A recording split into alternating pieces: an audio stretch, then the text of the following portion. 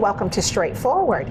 Today I am visiting with my amazing new friend, Kristin Connor from Cure Childhood Cancer. Welcome. Thank you. Thank you for having me. I was so impressed when I learned about what you do from our wonderful fire marshal here in Columbus. And he was here for a visit and he was talking about the type of work that you did. It really touched me in that whenever I see the commercial and it talks about the children and we should donate, and that how parents and kids are taken care of and they never need a dime. I'm a grandmother of 4, and that really touches me deeply. So when he said you were a part of a nonprofit that worked with children with cancer, you're raising money to support the families, I was just really impressed. So I thank you so much for driving all the way down from Atlanta in the horrible traffic on a work day to share with our audience more about Cure and all the work that you all are doing. So tell us a little about Cure and how it all came to be. Yes. Well, first, thank you for having me. I'm so happy to be here and just appreciate you having me on. But Cure was founded almost 50 years ago, 50 years in March, by the first pediatric oncologist who came to Atlanta, came to Emory, and there was no childhood cancer research program or support for families. And he came from St. Louis, and he gathered together some parents of some of his patients, and they started raising money actually for a microscope that he needed in order to diagnose leukemia. How amazing. Leukemia. So it was just to raise money for the microscope. Yes, so that he could distinguish between different kinds of pediatric leukemia, which was the most common diagnosis at the time. And Cure really, our roots really are in the research, because back then, 50 years ago, very few children survived a diagnosis. So, so we've evolved quite a lot since then, and we are very passionate. I personally am very passionate about funding research. Research makes the difference. It's the only path to better treatments and a cure. And then we also do provide support for families who are going through childhood cancer. So, as we know, healthcare is very expensive. Oh, yes. And a lot of, even if you have insurance, it does not cover everything. Yes. And if you have a child that needs special care and you have to go somewhere for an extended period, I don't think people think about the lodging, the food, the parking, the gas, you know, all of those things. And that's not something that the insurance company is going to cover everything. No, and we have, I mean, it's a very common perfect storm. So there are so many families in this area that are driving to Atlanta for treatment, and we are in the hospitals with those families, and we're getting to know them. We're understanding their needs, and there's a family that comes to mind. The father is a firefighter. This situation is what happened. So their son was diagnosed with a brain tumor. He spent almost 3 months in the hospital. 3 months. The parents were trading off, going back and forth. Because they still have other children and a life. And work. And the mother owned a small business here in Columbus. And then he, you know, after that went through surgeries, and then they had to do daily radiation for 6 weeks every day. They were driving back and forth. And right now, today, he is in Atlanta receiving chemo. And, you know, when we know that that's what's going on with a family, we can anticipate the cost of gas back and forth. Absolutely. I mean, you're missing time from work, so you lose the wages. About 80% of our families. If you don't lose the job. About 80% of our families experience a decrease in income with a diagnosis. And then you have all of these added expenses. You know, who can absorb an additional $600 a month in gas. No. Plus food, childcare, just it go out-of-pocket medical. So last year we provided almost $800,000 in emergency financial assistance to more than 500 families. Really? Paying for things like gas, those rent, incidentals, right? Food. We want the families to be stable during this time and until they can get back to work. When they're already stressed. Already. And being a mother and yourself, you have children. I'm a grandmother. It's a lot. It's a lot. It is. And then just trying to figure out how you're going to maneuver, how you keep the house going. If you're working, like you said, part-time, well, then where is that money is gonna be made up?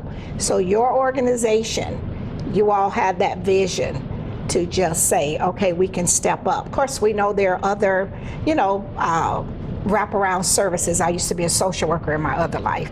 We call them wraparound services, where you can go and get some temporary assistance. But if something is ongoing, then it's no longer emergency assistance. You need some long-term support. Well, and for so many of our families, it is long-term. I mean, a leukemia diagnosis, which is still the most common, is you're talking about 2 years and 3 months of treatment. 2 years. So it is long, and we're there with families from the day they are diagnosed until they no longer want to have us in their lives. Right. We become family. We stay with them. For our bereaved families, we really stay with them. You stay on the journey. For our survivors, they unfortunately, with today's treatments, a lot of them suffer from health effects down the road. Right. And we're there to help them, through that too, and to stay educated on what the risks are because of the treatment they received. And then most importantly, we're supporting research so that they can have better treatments that won't leave them, with all those side damaged, damaged hearts and damaged, bones and all of these terrible things that happen as a result of these life-saving treatments, right? So we're really working hard on more precise treatments, less toxic for these children. This is a calling for you. It is a calling. You had a career. You can always tell when it's a calling versus a job, because as you were speaking, I could look into your eyes and I could see that you were fully committed. This is not something that you're just doing in the meantime because you just wanted to change careers. You are truly an advocate for those families, and your whole heart is there. And that is why this is a great organization. If people want to write a check, the proof is in the pudding. So what we're going to do is we're going to go to our first break to our sponsors, and we'll be right back. We'll be right back after word from some of our sponsors. Straightforward is brought to you by State Senator Ed Harbison, serving the citizens of Georgia's 15th Senatorial District and on the front lines for veterans every day. Progressive Funeral Home, family owned and operated since 1952. The George Ford legacy of high standards continues today in the compassionate and professional services provided. A touch of dignity for those who care. Progressive Funeral Home, 4235 St. Mary's Road, trusted by generations. Whole Patient Healthcare. Dr. Jada Rimes-Bacote is board certified in family medicine. She believes the best patient care includes practical, individualized lifestyle changes. Located at 1338 13th Avenue, Columbus, 706-641-2080, or visit wholepatienthealthcare.com. The Framing Factory and Art Gallery for professional framing and decorative art, located in Lake Bottom, 1325 17th Street, or call 706-324-3823. And welcome back to Straightforward. I'm enjoying this wonderful, very important, heartfelt conversation with my amazing new friend, Kristin Connor from Cure Childhood Cancer. In our last segment, I could see it in your heart. It just comes through your eyes. They say the eyes are the windows to your soul. I could see that this is truly a calling and a mission for you.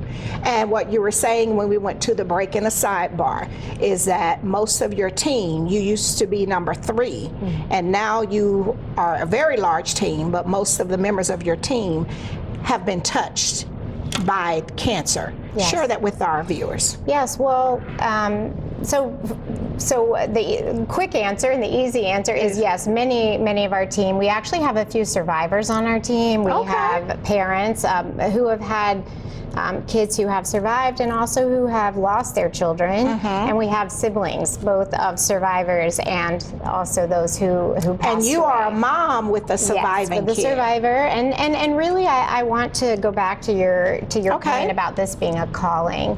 So my son was diagnosed in 2001 with neuroblastoma. And how old was he?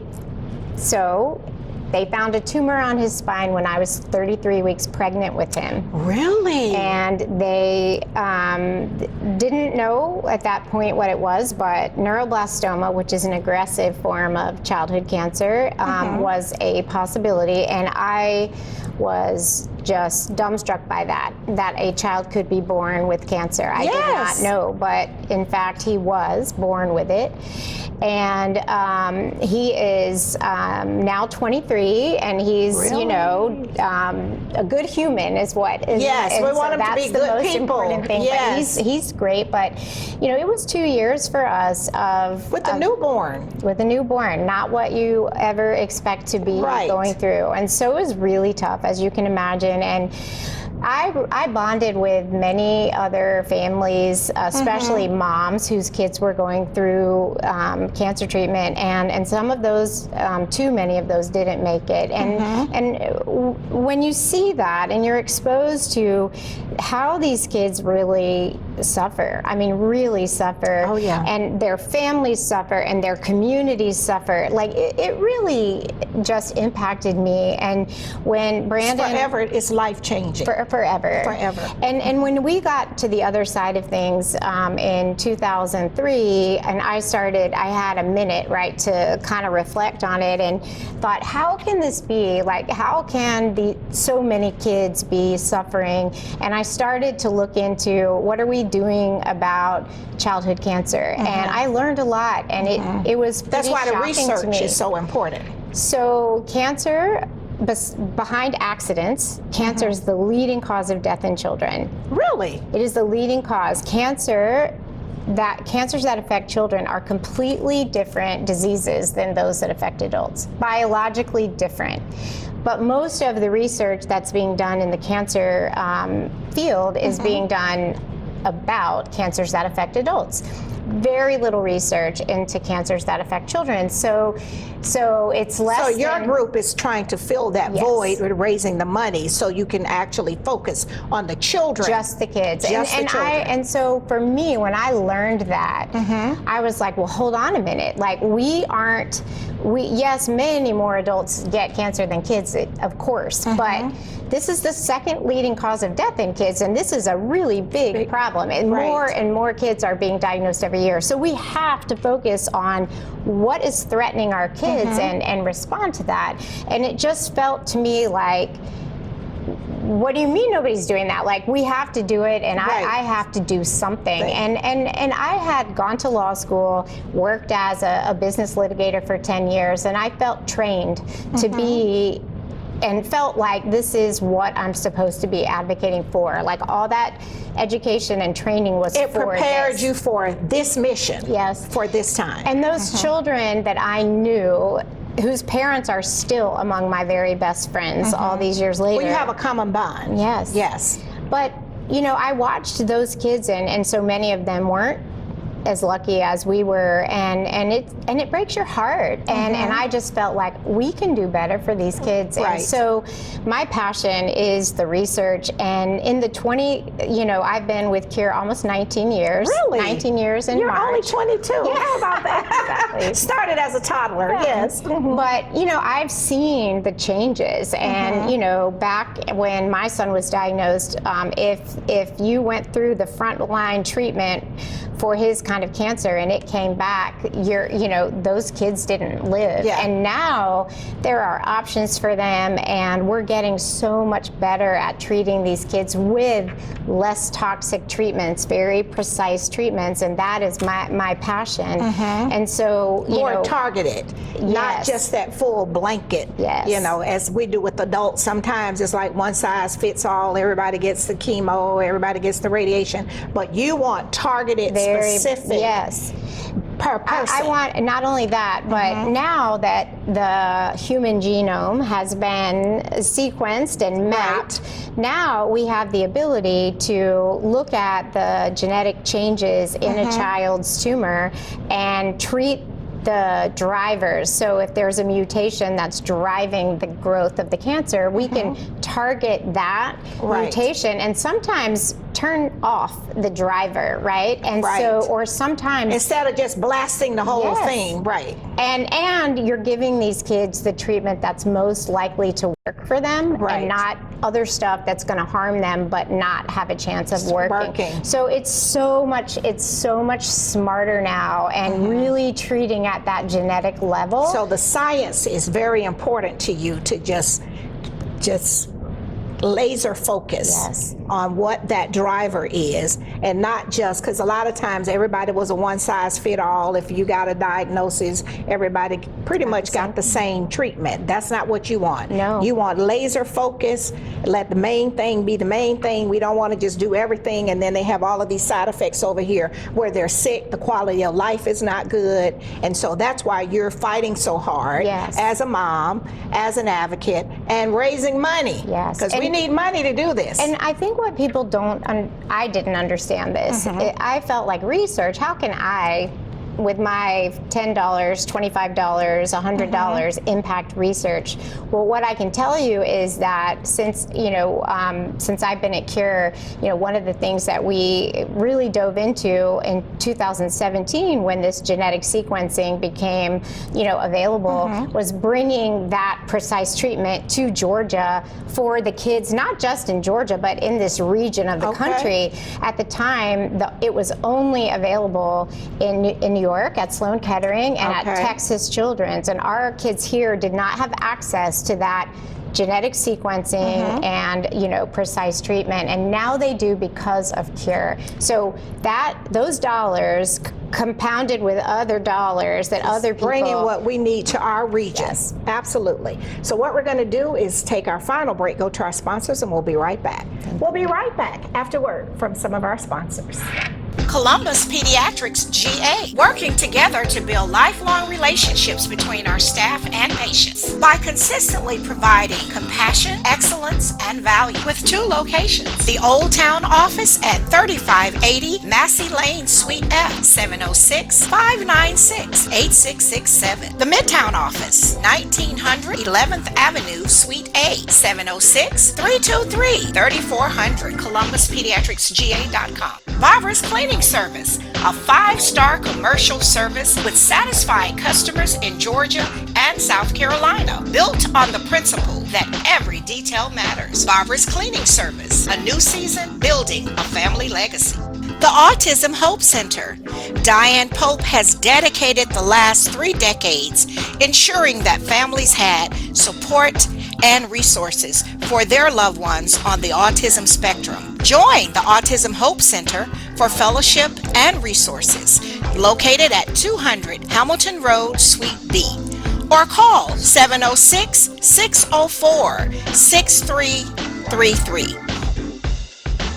The Miley Agency. Gerald Miley and his team can assist you in every aspect of your insurance needs. Call today for your free quote at 706-996-2045 or visit themiley.agency.com. Everyone did everything that they could to help right away. Everyone, including Cure. Cure. I met Kristin Connor 2 days later in the ICU. This petite blonde angel walked into our room and said, I know this is terrible, but we're here and we'll be here to help and we'll be here through the whole journey. And they were. Our very first outpatient visit to the oncology clinic, Lisa from Cure was there with hot Chick-fil-A sandwiches and blankets because we didn't know at the time that the clinic is chilly.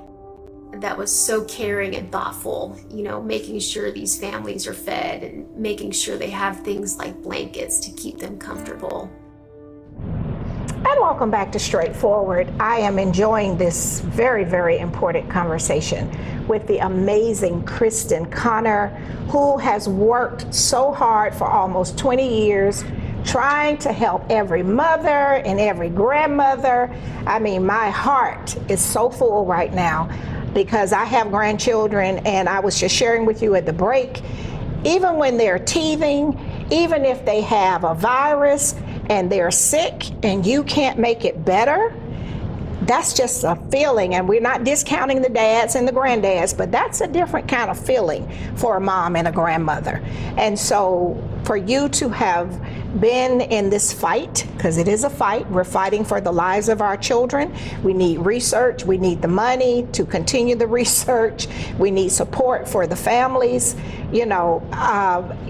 It's just touching to hear that you survived. You're usually pregnant and happy and expecting, and then you get a diagnosis like that, then you're unsure, never heard of it, it's something different, it wasn't common, and you got through that. Now the baby is 20-something, and he's a good guy, good looking. I saw his picture. I mean, that's just a wonderful testimony in itself. It really is. And that gives hope to others. Where do we go? How do we get communities? I know you're serving families here. Yes. You have a team in Savannah. You've worked real hard to bring the treatment we need to our region, because we're not Sloan Kettering, we're not over at the MD Anderson and all of those places. We're in Georgia, but our kids and our families deserve the best in care. So what do we do? What do you need for us to do? I know you all are at 50 years celebrating. You're going to be having a lot of big events coming up in March, as you're planning all of your different things. But I need us to make sure we tell this community, because you're helping us. People didn't know that, right. So I want to make it clear. If you never give back, you are a parasite. You have to give back. You have to pour in. If you're always taking out and you never pour back in, then it's depleted.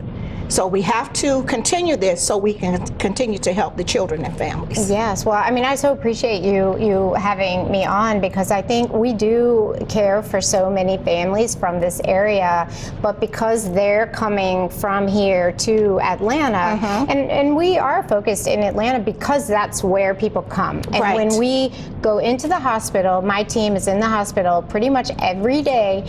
We see those families and we get to know them.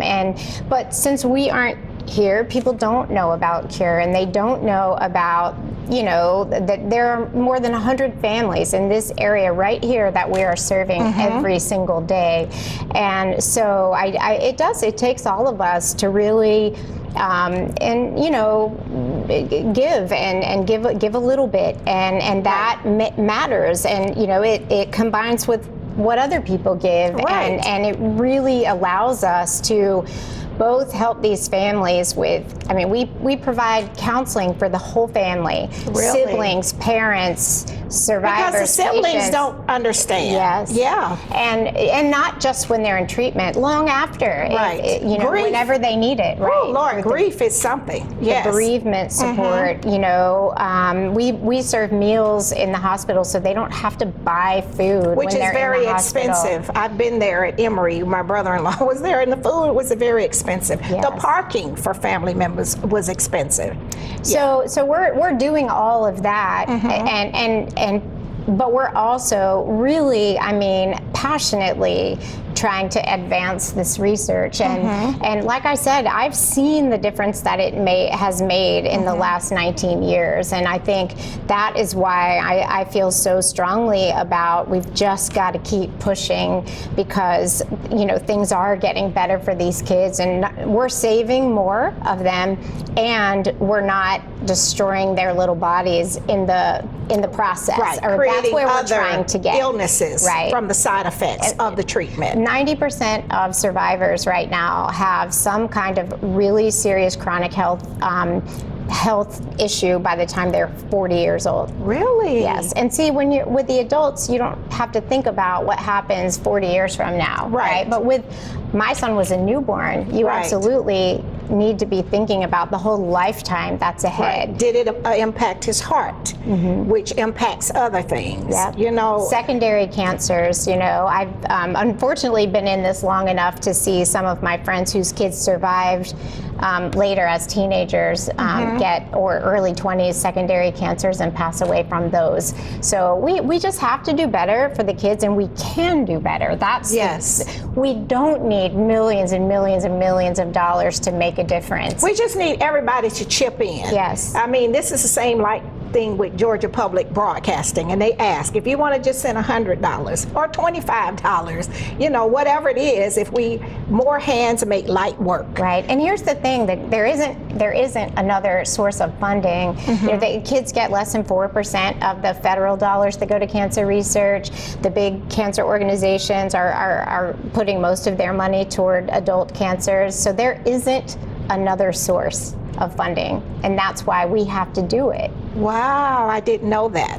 All I know is I've seen the commercials, and you see the cute kids, and they are saying you give a donation, you get this little cute blanket, and then Marlo Thomas and her dad. So those are all the traditional things that people think that we know. Right. But you have just educated us in that 4% of the federal funding is only going to the children. Right, and also, I mean, I appreciate what you see on TV, but that's just one hospital in Memphis, Tennessee. And right. The kids in this region aren't going there. They're going to Children's Healthcare of Atlanta, which is the largest by patient volume pediatric cancer center in the country. Really? And so we don't have millions of dollars to advertise on TV, and we're not. Well, doing you need that the money for the real thing. Right. It's So taking care of people. Right. Yeah. Yeah. So where can they find you? Of course, we're going to show it on the screen, but it's curechildhoodcancer.org. You can find out all about us there. We are so transparent. 90 cents of every dollar goes straight to our mission. We work hard to be very lean and really be, serving these kids as well as we possibly can. All right. Well, I am happy that you're on the front line. You were chosen for this mission. You took a different route as an attorney, but that was all intended to bring you to where you are right now. We will certainly have you back again. We will make sure that we promote this because we want to do the best for our children, to give them the best future possible, and we want to support their families through these types of journeys. Thank you. And I thank you so much for coming from Atlanta to do this, and we will certainly do this again. Thank you. All right. This has been Straightforward. If you don't stand for something, you will fall for anything. Until next time, be blessed. What up, world? What's up, Columbus? You should have tuned in every Sunday, Straightforward with Gloria Strode, right here on NBC 38.